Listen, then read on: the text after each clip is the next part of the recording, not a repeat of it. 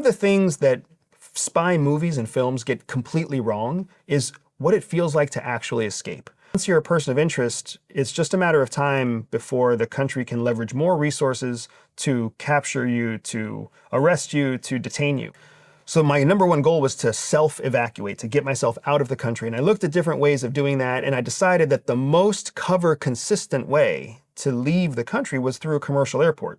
It was going to raise the least red flags. It would give me the most public environment to try to resist their temptation to arrest me or wrap me up, because an airport is a very public place, and it would potentially create an incident to have a foreigner arrested in an airport with or without charges that they would share immediately. When I went to pass through security at the airport, however, my passport had been flagged. So I was immediately moved into secondary screening, and I was pushed into an interrogation room with two different interrogators.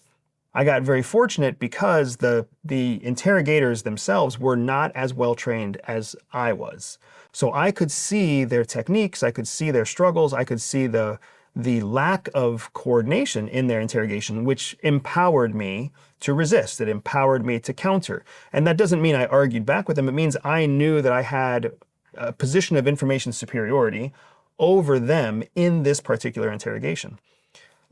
In the end, after a few hours of interrogation, they ended up letting me go because they didn't have enough to hold me any longer. So as I'm leaving the interrogation on the concourse going to the plane, even as I'm boarding the plane, even as the plane is taking off and flying through foreign airspace, at no point did I ever feel like I had escaped.